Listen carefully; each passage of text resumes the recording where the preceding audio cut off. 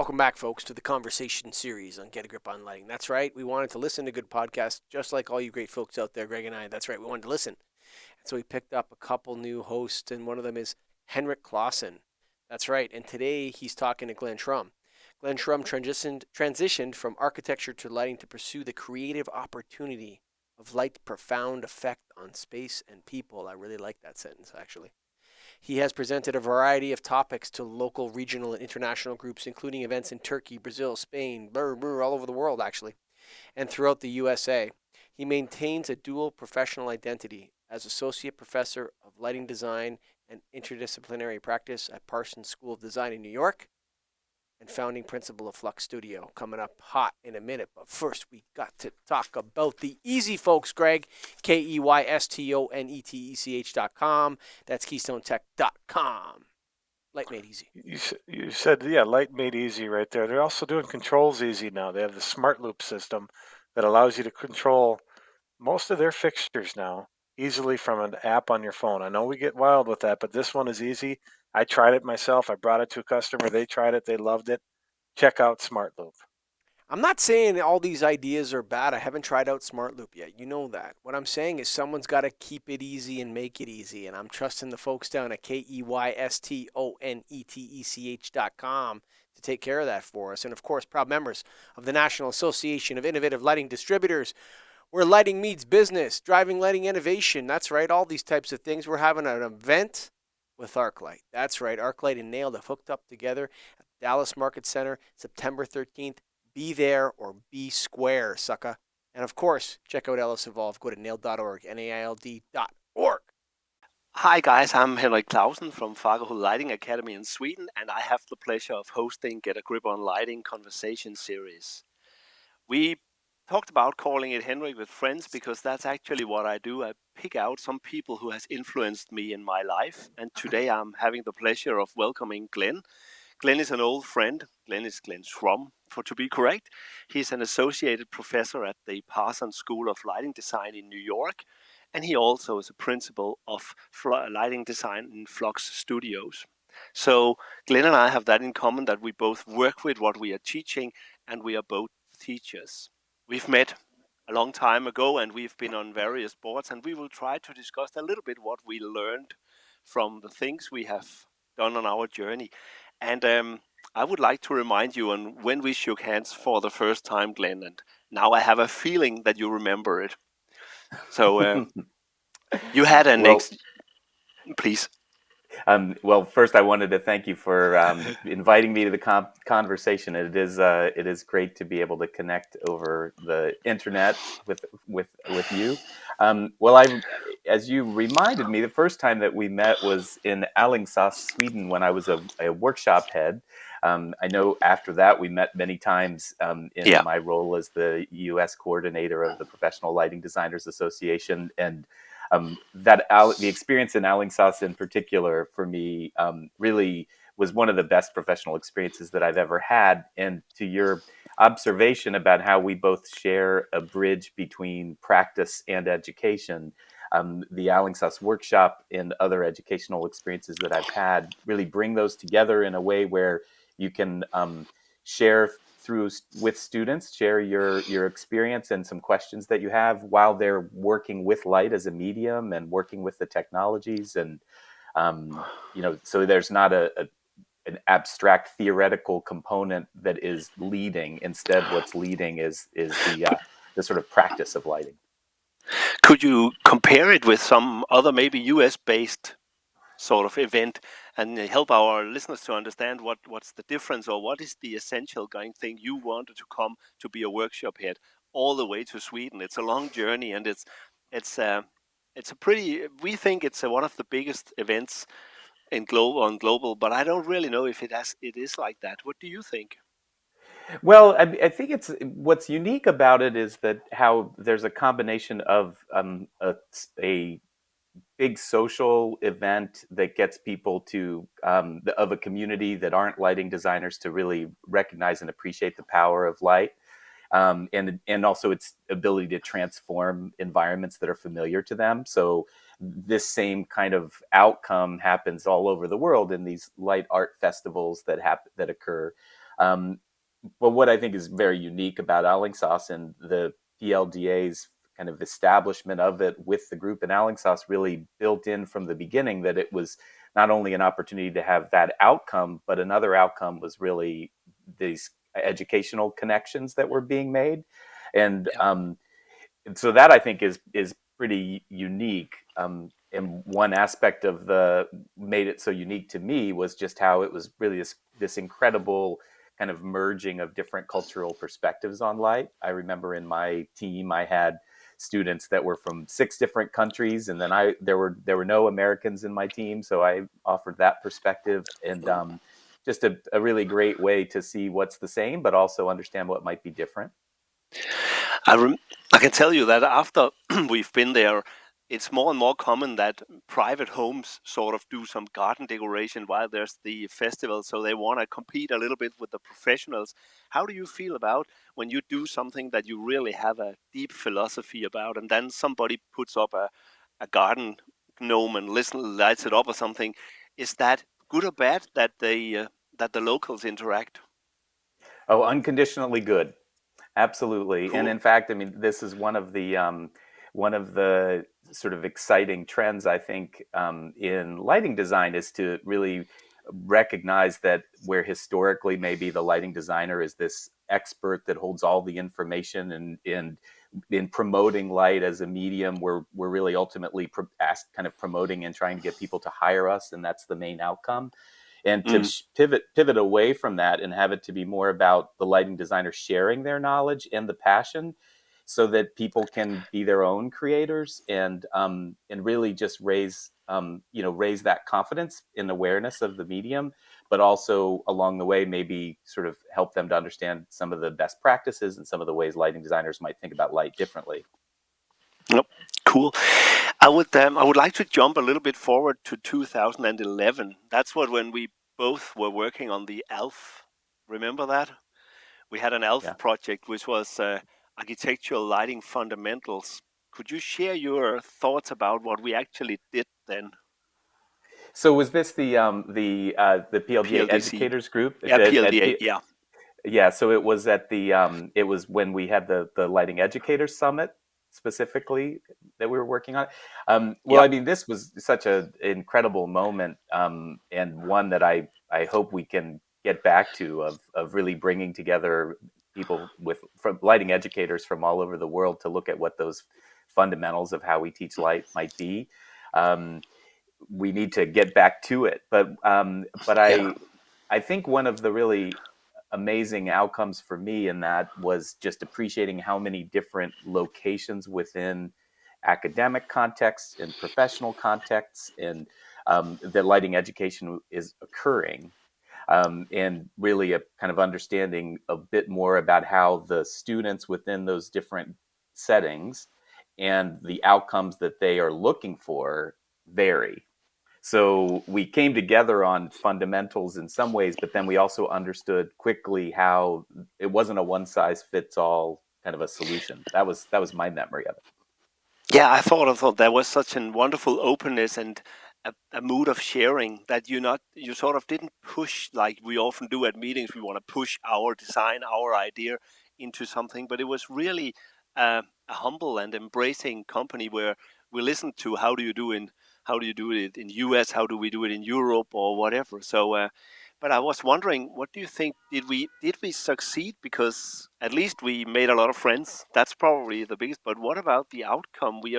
Are we still missing it, or do you think we have something there? Well, I definitely think we're not there yet. I think that was really meant to be a start, and then we didn't keep that conversation going with the same focus. I think for a lot of reasons, but I would really welcome revisiting a group of lighting educators that can come together to talk about those issues in more detail. We had a big agenda for a short meeting, and I think we did it. We got a lot done, but it really is going to require more regular conversations. Who should chair that now? The PLDA doesn't exist any longer. Who should drive this change? Well, I mean, the PLDA, this was one of the ways that the association varied from other associations was how, from the beginning, education was integral to the mission.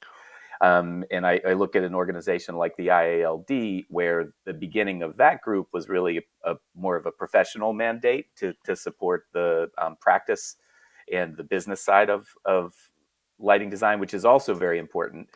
Yes. But then the IALD along the way set up this education trust, and they have, I guess, like it or not, inherited the role of being our umbrella that it is a way to connect across different institutions and levels of education. So I'd love to see them kind of assume that role of organizing in a way that PLDA used to.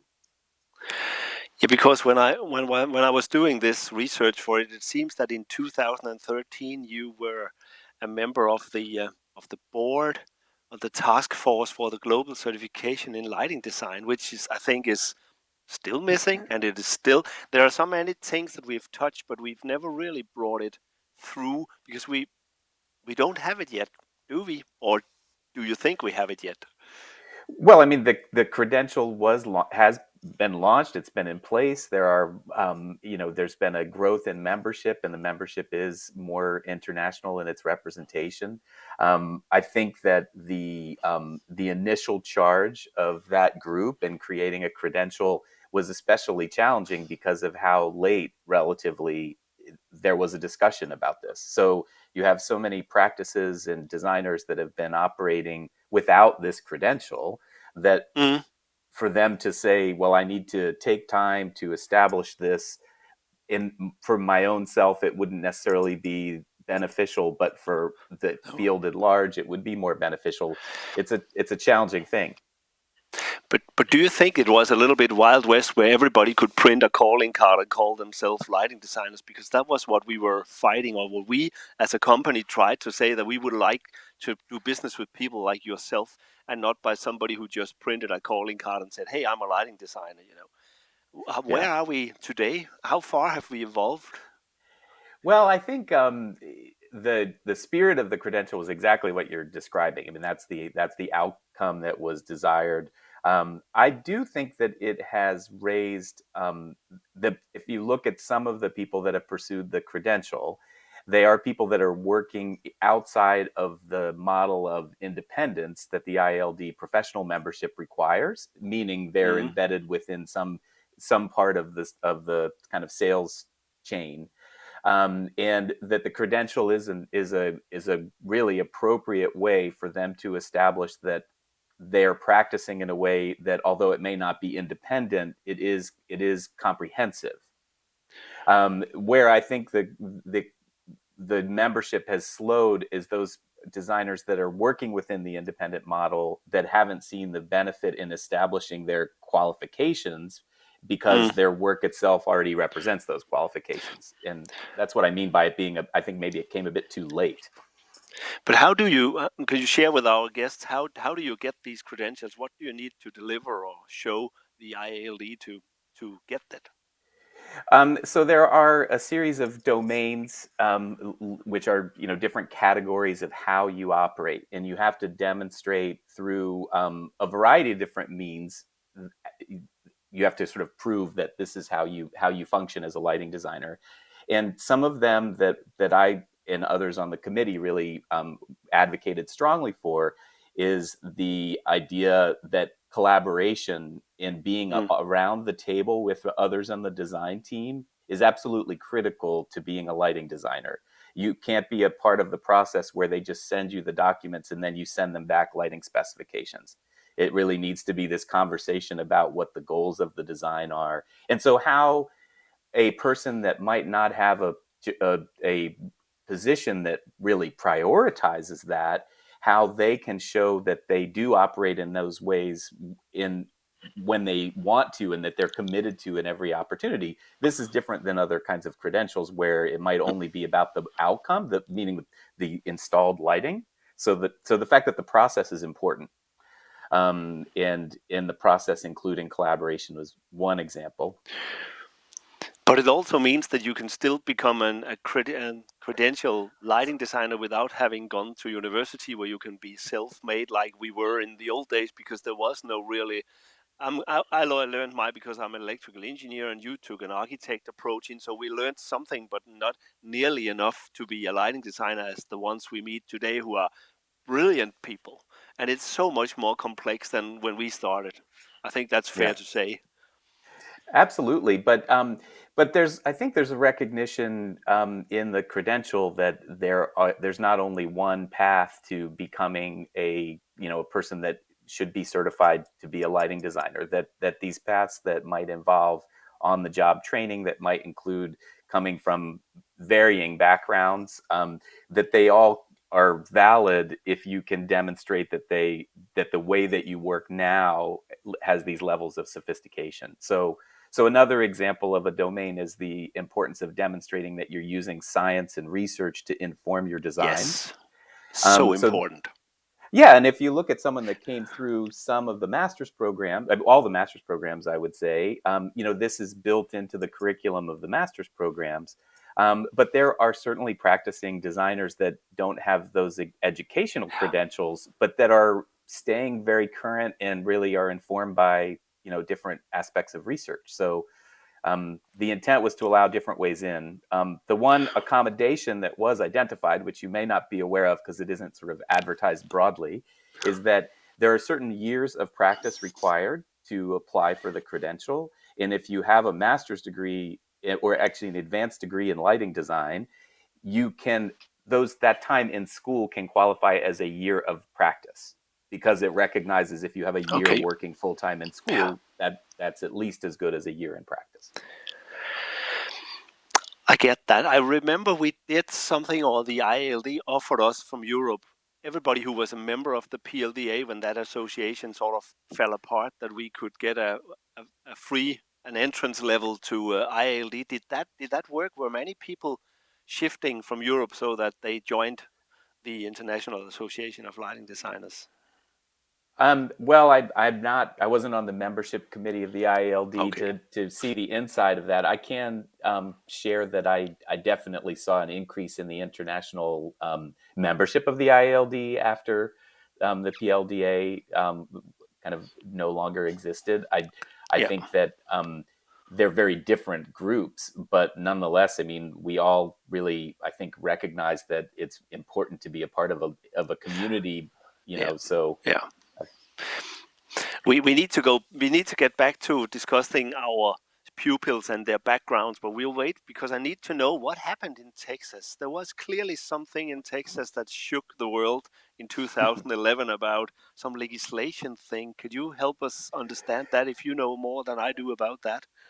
Well, so there was a bill that was put in front of the Texas legislature. So these are the elected officials that make laws within a state. So the implications of the laws don't exist beyond Texas as a state, but nonetheless, there was a legislator that proposed a law that anyone who would practice lighting designer needed to be a professional. In this case, pointed to licensure. So they said you either needed to be a licensed electrical engineer or a licensed architect in order to practice lighting design, which we recognize neither of those two licenses actually qualifies you to do lighting design. But in the absence of something else they could point to, they pointed to those licenses.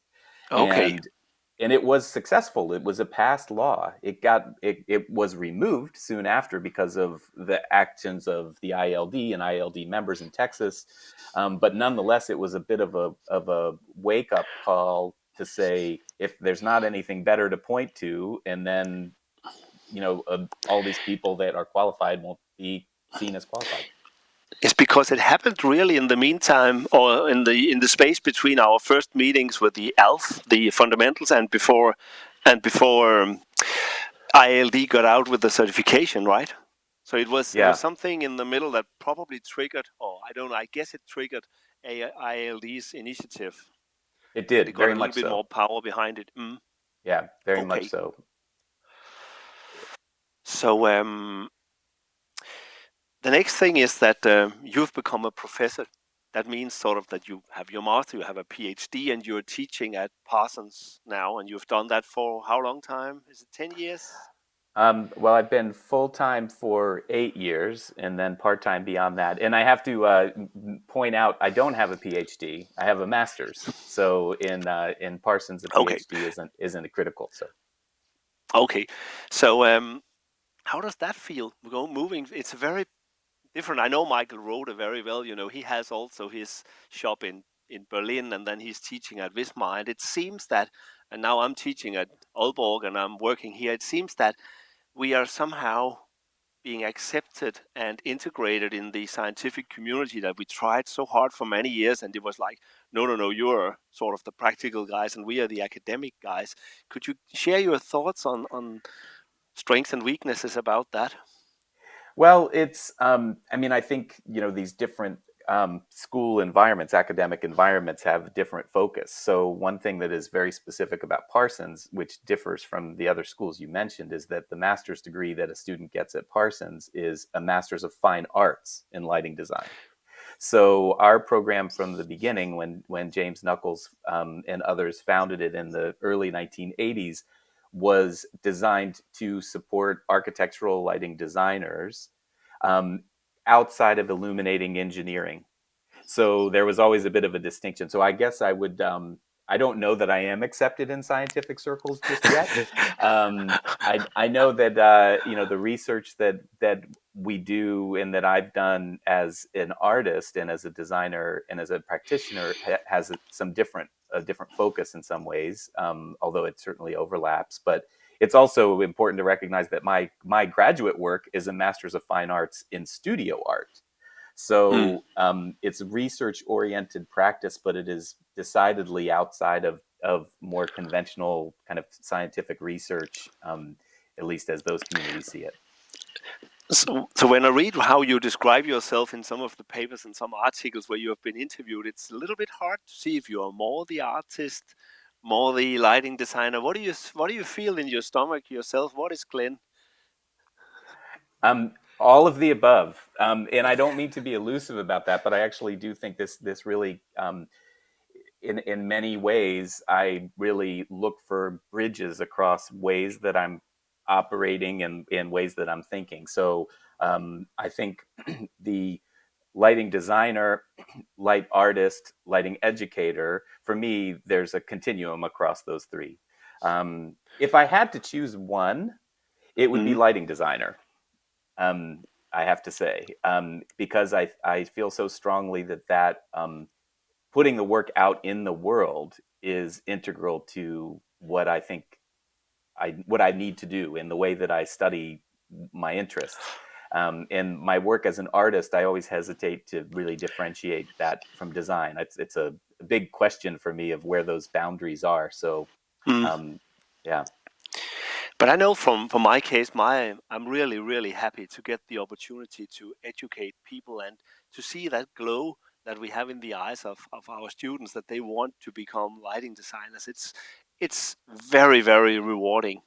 And it's wonderful to hear them say that we create some kind of a balance to the very academic people. There are definitely people at the university who never been outside the walls and haven't really been fighting some of the things that we do.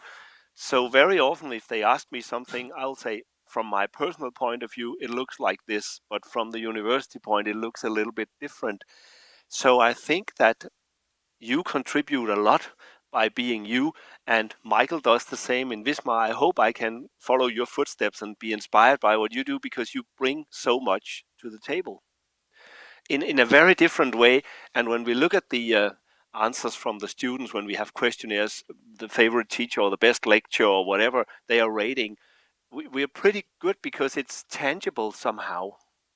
Have you any feedback from the US or from your daily work on these kind of things? Well, at first I want to thank you. That's very generous of you to say and to share. So for me, and I mean, there's so many examples. I can think of a conversation I had with a student yesterday about their thesis project, and in the course of conversation, we talked about a she asked a question about my research interest, and then I shared some of that, and then she asked, well, have you ever been able to incorporate this into a project? And then I could talk about the project, which is, of course, simultaneously talking about the ideas behind the project, but also the very real challenges in executing the project. So that really, I feel like where we are as a field in our history, it's so important to be putting the work out into the world and sharing a way to approach practice that is more research oriented. It is more critical in looking at societal issues and issues of design's role and how we can address those. That in order to really establish what lighting design is and what the potential of light is, we need to be able to model ways of practicing. We're not at the same place as architecture where it's such a long-standing history as a field. There's no question what an architect is. No. So then you can have the benefit of having people that just focus on a more academic perspective of that field, and then others that take on practice that might not ever address in academic context. I feel like we just still have to do so much. I look forward to a day where we can have that level of specialization, but I feel like that's not where we are. No, that's I totally agree on that. I've wondered sometimes, it seems that the average age of our students is like people who has started a career maybe in design, maybe in engineering, and then after a couple of years said, no, I want to do something different, and then moved to lighting design. So I talked to one of our mutual friends recently, and he said that he doesn't feel the same way, but in the school in Copenhagen, we have fairly old students, like saying plus 30, half of the class, who are very, very critical. Also, it's not like teaching in a basic school where you teach somebody math. They really want to ask why, how, very operational questions. What is the average age of your classes, and do you see a change over the last couple of years?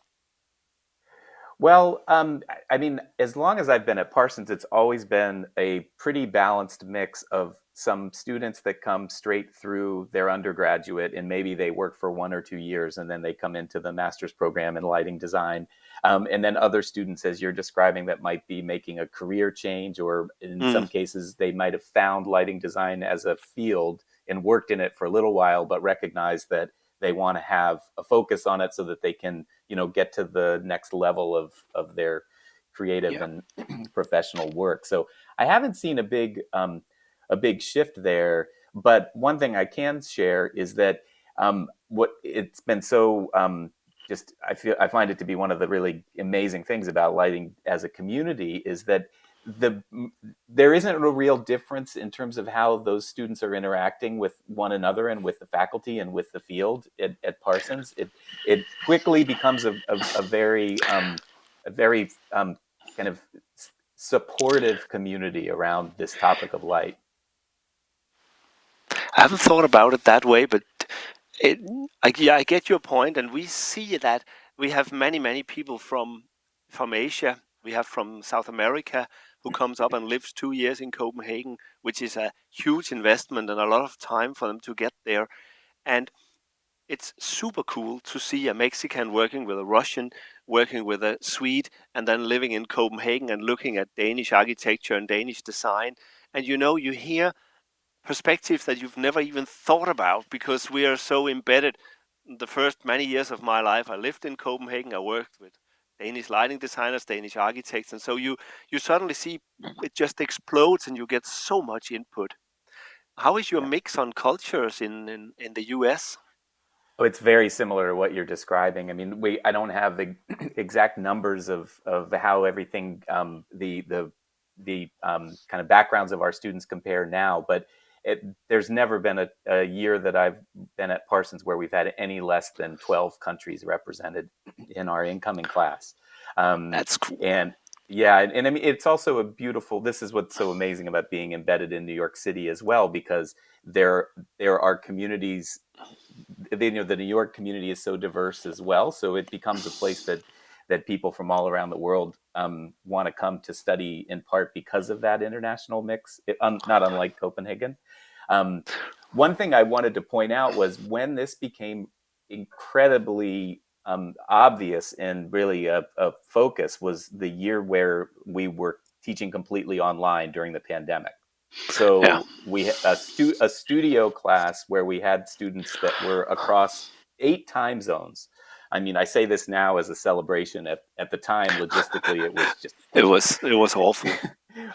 but it was we had an assignment where we charged the students to be doing hands-on work with light in their home.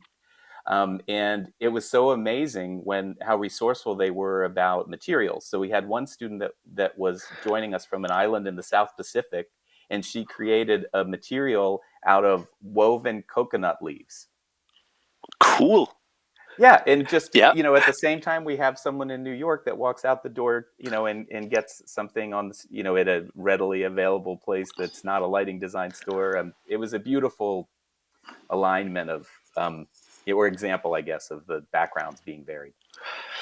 Well, our faculty was very clear with us because we had quite a lot of people who moved to Copenhagen, lived in a small flat, and were completely isolated while their families back home were either sick or really seriously hurt.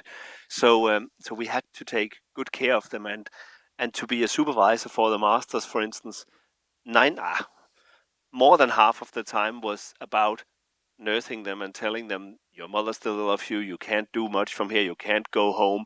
And we had people crying almost at every meeting. It was very, very hard. And our faculty was extremely strict. They said, we don't want to have a COVID generation of lighting designers. So we said, okay, they let you pass because that was that year. So we had to be tough with them, but you also had to embrace them from a human side. It was really a challenge, very different from just being a teacher. Yeah, was that the same? It certainly was. Well, it was somewhat the same. I think our experience was, I guess, we certainly had these sort of intense moments, and the need to really recognize how it's not only, you can't take someone's educational experience out of their personal experience. They're always merged. And if someone is, worried about a family member that's ill, as much as a teacher, you might want to say, don't think about that. It's not what you should do, and it doesn't make any difference. So it was a real reminder of that sort of the importance of really recognizing the human condition as a person that works in what is ultimately a social act of learning. We I think I had the good fortune. I know I had the good fortune of I had an academic leave, a sabbatical that overlapped with the beginning of the pandemic, and so I had a break to think about teaching, and the space in my brain to really kind of say, well, how might we address this unique challenge and opportunity of online teaching? So we developed, as a part of the Studio One, which is as it name suggests, the first studio in the MFA curriculum, we developed a way to do hands-on learning that we'd never had before, where all the students worked in what we called their online lab. So they set up a location. We actually sent them materials all over the world. We sent a kit of materials that included a light meter and flashlights, torches, and materials. And then we had a series of exercises that everyone did that were similar, and we introduced an online platform. There were all these innovations that addressed the condition, which we are now incorporating into the in-person learning, which is really exciting. So it wasn't all compromised. No, but the way I understood you, were you personally wondering if you should carry on with teaching during your sabbatical, or was it ways of developing education? It was that I had I was happy to not be teaching when that initial transition to online happened in the middle of the spring of 2020 semester. But my return to teaching in the fall, I had the kind of advance notice that I knew I needed to spend some time thinking about a way to change how we had been teaching. And I feel like it would have been harder for me to do that if I had dealt with the end of that spring semester and transitioning to online in a rush. I guess I felt like I had the privilege of being able to see some of the opportunities of it instead of just what hadn't worked. Do you think there will be cross-cultural exchange of our students? Because we often see people go home again because they say intentionally, we come to Copenhagen for 2 years and then we go back to Hong Kong or Brazil or wherever they want to go. How do you think that will there in the future be people from Hong Kong working in Brazil? Will it be a global setup, or will it still be local? Because we always say, or at least I always say, that lighting is still very locally cultural to whatever longitude and latitude you're at and stuff like that. How do you think about that? Well, it's, we have a lot of what you're describing as well, where our students will come to Parsons with the intention of gaining an education and then going back to, where they were from before they were at Parsons.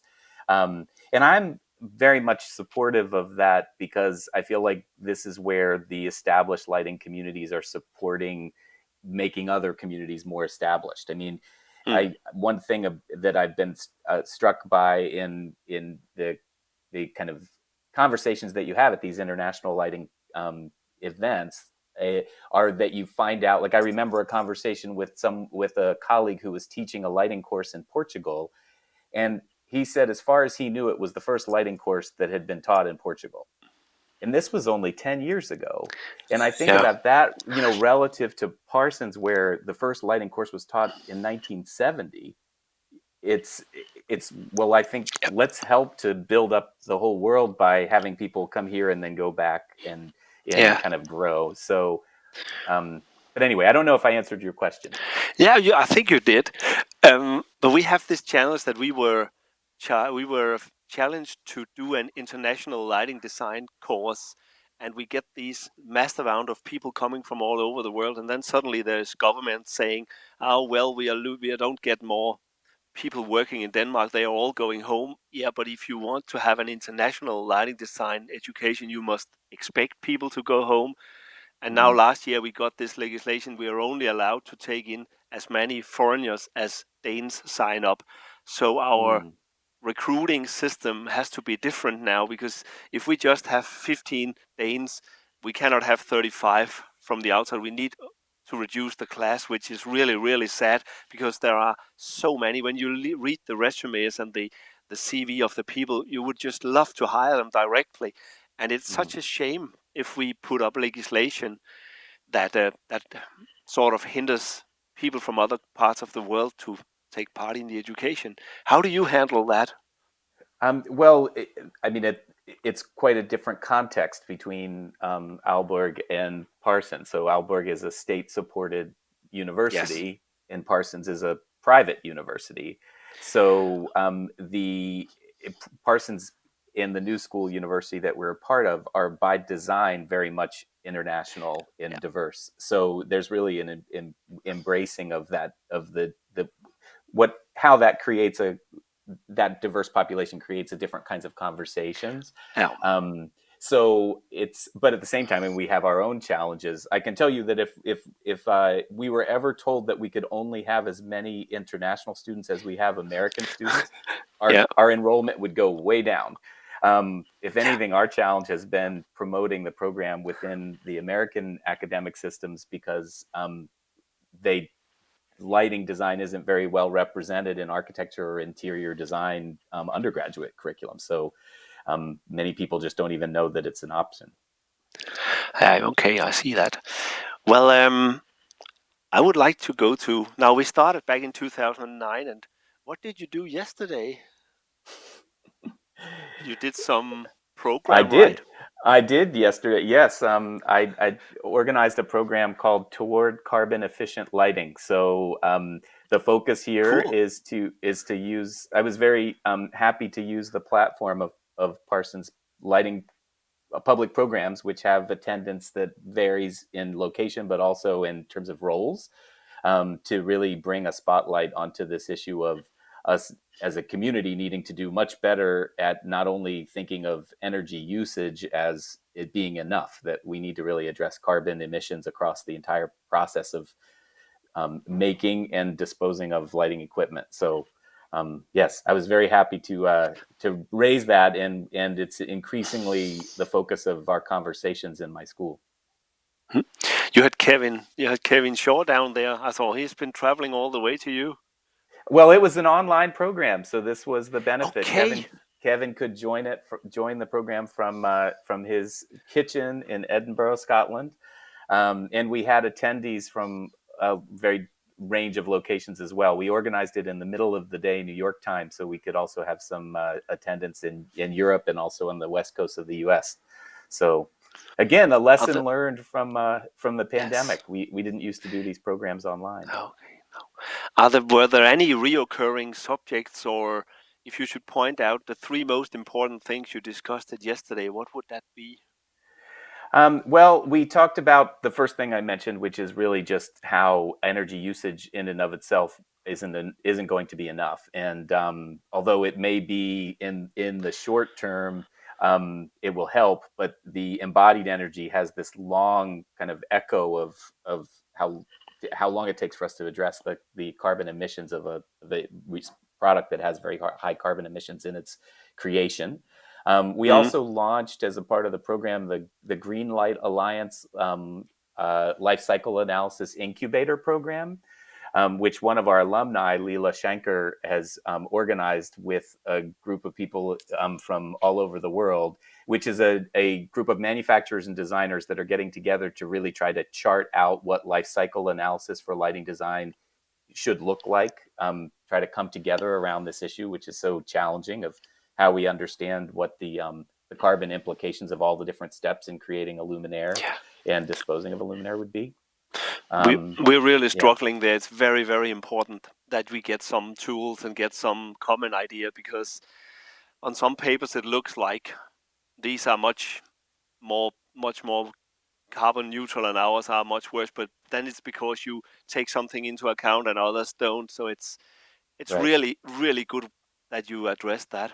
Sorry, and please carry on. No, so this was, launching that and really getting, you are further along than many in that you've been thinking about this, and we pointed out in the program as well that within the international lighting community, really Europe has been leading the conversation on this issue for years. But for many that attended the program, I think they don't haven't been considering the challenges of how we'd even get this information. And then the third was really looking at, and this was the focus of Kevin's presentation, looking at circular economy and circular issues. And for those that might be listening, this is really talking about how we address all steps in the life cycle. And Kevin gave some great examples about how earlier in his career, as long as 10 years ago, they were looking at repurposing existing lighting equipment on their projects. Just basically little ways that lighting designers can have an impact. Yeah. We've discussed an initiative with we called something about take back and update, where we take back fixtures and update them. It'll be expensive, and it would be probably cheaper at the end of the day to buy a new one, but there are a lot of companies that are genuinely interested in doing that. So we create a light engine that fits into that and has all the controls and bells and whistles and IoT and all that stuff. So it's actually the housing, maybe not the shielding, but some of the housing and the suspensions gear, that's the same. And it seems that especially younger people are very, very concerned about this and say, we would like to pay a premium for getting that done. So it's super interesting. And I also see my colleagues here, they are 30, 35, the ones that are highly motivated, and they are asking all the good questions, and all the time you can just say, I don't know, we have to look into it. So it's cool to have these people among us. Yes, and but it's great to hear that you're doing that. And when you say it's more expensive, probably more expensive, so is like one of the issues that we have in the U.S. in development is it's less expensive to tear a building down and build a new building, but it's so much more expensive in terms of the carbon implications. It's not even a conversation. So we need to shift that sense of. But it is. It takes a new paradigm. You simply have to really shake the box to get out, and we can only do that with help of very young people who don't have who has a lot to lose, whereas we may not have that much to lose. But it's really cool. So where do you go now? What's the next step after your presentation yesterday? Do you do another one, or do you launch some programs for it at Parsons, or what? Well, the last question that was asked in the program was, I asked the panelists to share what their kind of thoughts were about how this topic should be integrated into lighting education, and we got a range of responses. But I mean, the next step is absolutely to take this on, and so things like, do we consider having an assignment where we give the students an existing luminaire and then they have to figure out how to work with it instead of, a hands-on assignment where they're buying some new equipment. And I think that's really interesting. The other point that came up, which I think is worth considering, is how if we were to design with more kind of basic lighting tools, and then use architectural integration as a way to create the interest. And then it's scalable to different types of equipment, and maybe older equipment can be reused, and we know the embodied carbon associated with a very specific, highly technically, specific fixture is going to have more carbon emissions than something that's just a, basic tool. So having projects that might focus on what can you do within the constraints of a basic tool is also interesting. Yeah, it's going to be very interesting how we can go about it and how we can solve it. We think that daylight needs to be integrated much more, and I think the battle when I was young, architects was daylight, engineers was electric light, and now we hope that lighting designers are sort of integrating these things, because the only way we can bring down our carbon footprint significantly is really good control systems that actually switches off the light, daylight harvesting in an intelligent way, not just in a stupid way as most of it works today, but where something, the blinds goes down, the light goes up. It's like not interacting in any way. So it's actually very, very interesting. Yeah, and now, through the integration of daylight to really address mechanical systems loads, and things like incorporating, and integrating into the architectural design where you might be able to do photovoltaic arrays. I mean, these are all part of the solution potentially. That would be just wonderful. Now we have chatted for around 45 minutes, so I need to ask you just one thing that really, when I was studying you here, was you say the medium of light and its relationship to our perception of space. That's sort of a tagline that you have several times on that.